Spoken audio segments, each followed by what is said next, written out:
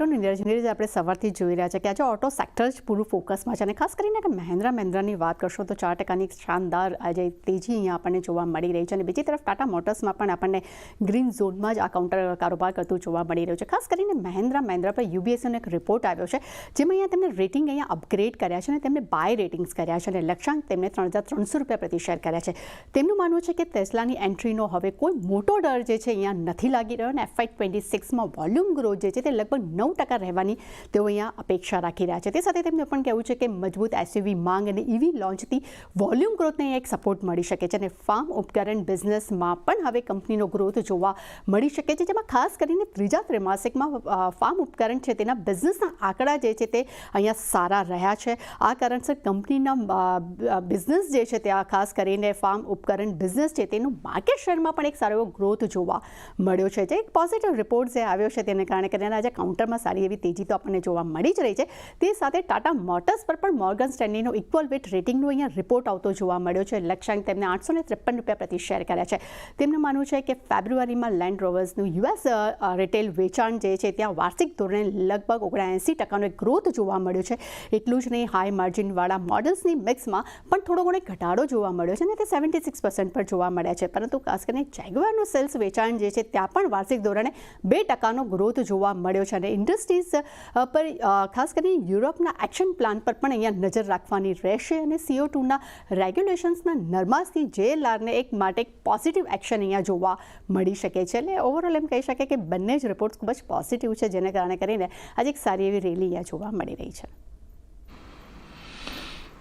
સારી એવી રેલી જોવા મળી રહી છે એટલે એના પર એક નજર રાખતા રહીશું. આભાર તૃપ્તિ, અમારી સાથે જોડાઈને આ સમગ્ર વિગત આપવા બદલ.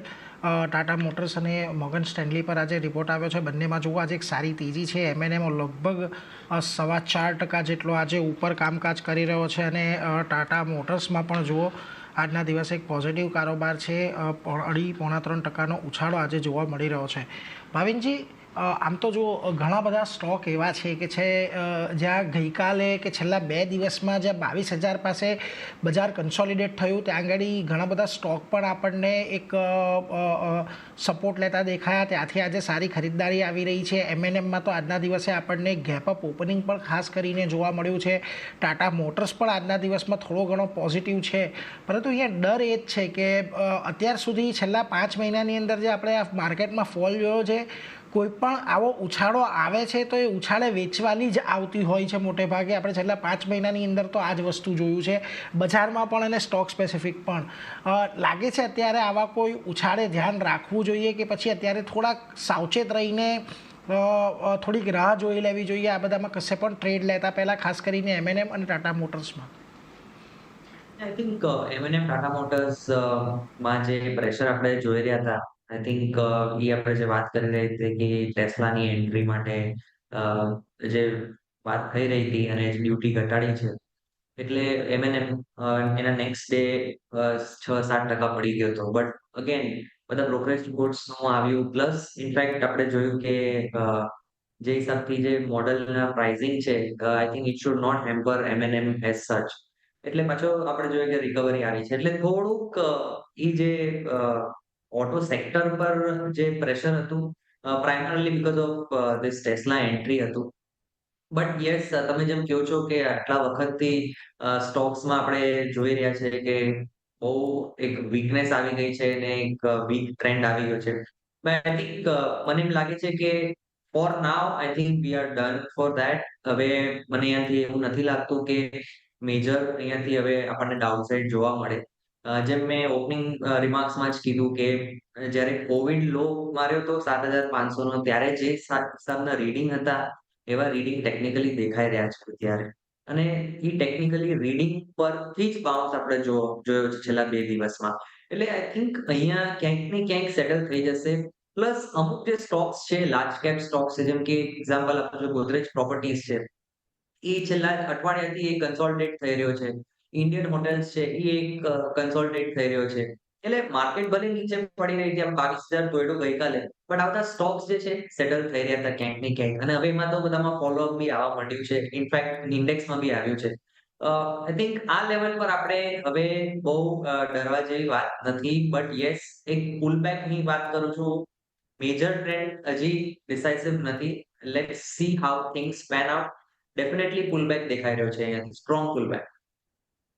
તો આ વ્યૂ ખાસ કરીને બનતો દેખાયો છે. જે સ્ટોક કહેવામાં આવ્યા છે, ઇન્ડિયન હોટલ્સ છે, સાથે જ M&M છે, બધામાં એક સ્ટ્રોંગ પુલબેક આપણે જોયું છે, તો એના પર ફોકસ રાખવાનું રહેશે. પણ હેમંતજી, તમારો ખાસ કરીને ઓટો સેક્ટર માટે કઈ રીતે વ્યૂ બની રહ્યો છે? કારણ કે આપણે જોયું છે જે ફેબ્રુઆરી મહિનાના ઓટો સેલ્સના નંબર અનુમાન કરતાં થોડા નબળા આપણે જોયા છે, અને ટેસ્લા અત્યારની એન્ટ્રી પણ એક ચિંતા જે છે તે આ સેક્ટર માટે બનતી દેખાઈ હતી. તમે કઈ રીતે જોઈ રહ્યા છો? અને આજે જે રીતે એક રિપોર્ટ આવતા દેખાયા છે, બ્રોકરેજ રિપોર્ટ, ટાટા મોટર્સ પર પોઝિટિવ રિપોર્ટ છે, M&M પર પોઝિટિવ રિપોર્ટ છે, એને કારણે એક એક્શન આપણને આવતી દેખાઈ રહી છે. પણ ઓવરઓલ સેક્ટરની વાત કરી લઈએ, ક્યાં ધ્યાન રાખવું? આપની વાત બરાબર છે. ટેસ્લાની આગમન ઇન્ડિયામાં I think it's a positive thing, અને કોઈ ડિસ્ટ્રપ્શન ઇન્ડસ્ટ્રીમાં થાય એવું અમને દેખાતું નથી ફ્રેન્કલી. અને જેટલી કોમ્પિટિશન વધશે એટલી આઈ થિંક ઇન્ડિયન મોટી કંપનીઓની કોમ્પિટિટિવ ક્ષમતા વધતી જશે. અને I think they are very well placed to take on any competition, international competition as well as domestic competition. I think જે નવા પ્રોડક્ટ્સ, જે નવી EV વ્હીકલ્સ, ધારો કે મહિન્દ્રા, ઇવન ટાટા મોટર્સ, જે આજે અને નેક્સ્ટ 3 વર્ષના પ્લાન જે એ લોકોના લગભગ આઈ એમ શ્યોર રેડી હશે જ નવા મોડેલ સાથેના, I think they are factoring every possibility of every foreign company's entry in India. અને આઈ થિંક આપણે ચર્ચા કરીએ છીએ ટેસ્લાની એન્ટ્રી અને એક કોમ્પિટિશનની, પણ આઈ થિંક આ બધી મોટી લાર્જ કંપનીઝ ઇન્ડિયાની they are, I think, already prepared for any competition, and I think they will sustain their market share as well as they will penetrate, એવું મને લાગી રહ્યું છે. કારણ કે માર્કેટ, આપણી ગ્રોથ ઓપોર્ચ્યુનિટી ઇન્ડિયામાં ઘણી મોટી છે. Why Tesla is coming to India? કારણ કે એક મોટો વર્ગ બાકી છે, એક ઓપોર્ચ્યુનિટી એમને દેખાઈ રહી છે ઇન્ડિયામાં, એક મોટો બિઝનેસ દેખાઈ રહ્યો છે. તો I think they are also want to take advantage of that business.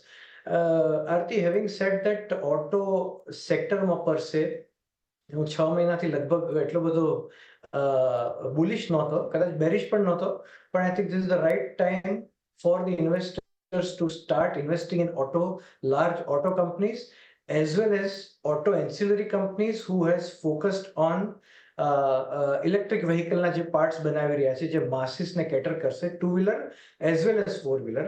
I think આ સેક્ટરમાં આઈ એમ રિયલી પોઝિટિવ. આ વેલ્યુએશન્સ ઘણા બધા એટ્રેક્ટિવ હોવાને કારણે બી મારો સ્ટેન્સ પોઝિટિવ તરફ જઈ રહ્યો છે.